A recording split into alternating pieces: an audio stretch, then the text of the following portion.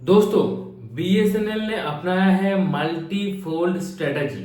Yes दोस्तों, ये जो मल्टी फोल्ड स्ट्रेटजी है ये एक्चुअली प्राइवेट कंपनीज को compete करने के लिए ये स्ट्रेटजी बीएसएनएल ने अपनाया है। इस स्ट्रेटजी से क्या होगा?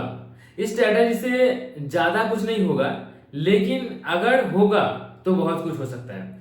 जैसे कि इस स्ट्रेटजी के अंदर बीएसएनएल क्या करेगा, जो पुराने 2G 3G टावर है उसको 4G में अपग्रेड करने की काम करेगा। साथ ही साथ जो 1 लाख 4G टावर इंस्टॉल हो चुका है, जिसमें से लगभग 75 से 80 हजार टावर को लाइव कर दिया गया है, बाकी के टावर को लाइव करने की काम करेगा, उसको मेंटेन करेगा। और अभी जो 5G के ऊपर टेस्टिंग चल रहा है उस टेस्टिंग को जल्द से जल्द कंप्लीट करेगा। ठीक है, तो एक्चुअली देखा जाए तो बीएसएनएल पूरे 2G 3G 4G 5G चारों नेटवर्क के ऊपर काम करेगा।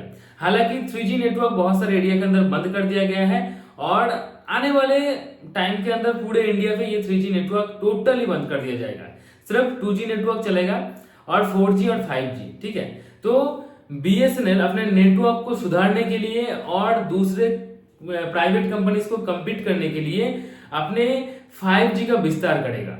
यही एक सिंपल चीज है। तो इसके लिए बीएसएनएल ने सबसे पहले जो काम किया है, 1 लाख 4G टावर इंस्टॉल कर दिया।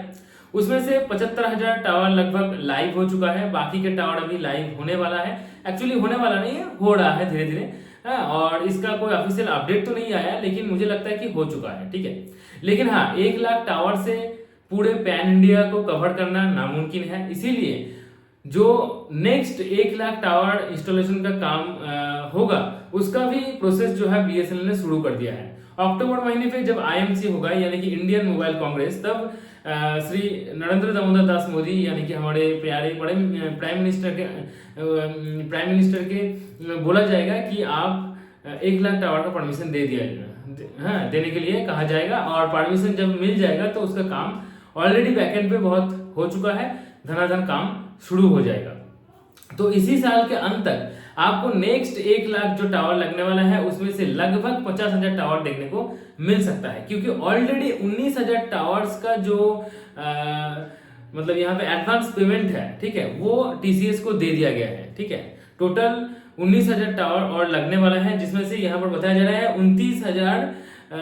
29,000 प्लस करोड़, 29,000 से भी थोड़ा ज्यादा पैसा, 29,000 करोड़ रुपीस टीसीएस को एडवांस पेमेंट कर दिया गया है। और इस पेमेंट के जरिए टीसीएस जो है 19,000 टावर इंस्टॉल करेगा। वो tower 5G ready 4G tower होगा, यानी कि 4G उसमें पहले चलेगा और एक सॉफ्टवेयर अपडेट की मदद से उसको 5G में भी कन्वर्ट कर दिया जाएगा। ठीक है, एक ही टावर से 4G 5G दोनों को ही बीएसएनएल जो है देगा, जैसे एयरटेल दे रहा है। ठीक है, दिल्ली के अंदर बीएसएनएल का 5G जो आ रहा है, ये स्टैंडर्ड मोड का 5G आ रहा है ऐसे मोड पे, यानी कि 5G के लिए न्यू टावर इंस्टॉल करके 5G स्प्रेड होगा।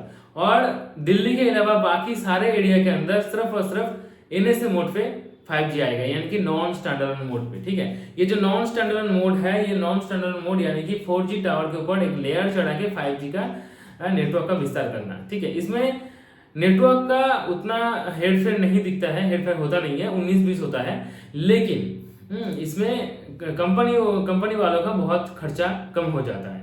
इसीलिए लगभग एयरटेल, वीआई और ये बीएसएनएल तीनों कंपनी ही एनएसए मोड का 5G पूरे पैन इंडिया पे लॉन्च कर रहा है। जियो ने ही सिर्फ पूरे पैन इंडिया पे एसए मोड यानी कि स्टैंडर्ड मोड का 5G लॉन्च किया है। ठीक है, तो ये सब काम हो रहा है और यही है मल्टी फोल्ड स्ट्रेटेजी, जहां पर एक एक पन्ना खुलेगा, एक एक काम होगा और बीएसएनएल प्राइवेट कंपनीज को compete करने के लिए ये सब जो काम है ये जल्दी जल्दी कर रहा है। तो देखते हैं कि क्या कुछ हो पाता है कितने दिनों के अंदर। आपको क्या लगता है नीचे कमेंट में जरूर बताइए। बीएसएनएल रिलेटेड हर एक अपडेट जानने के लिए प्लीज मेरे चैनल के साथ जुड़े रहिए। अभी चैनल को सब्सक्राइब करके बेल आइकन को प्रेस करके ऑल नोटिफिकेशन पर क्लिक करना मत भूलिएगा। आज के लिए इतना ही, good bye and take care.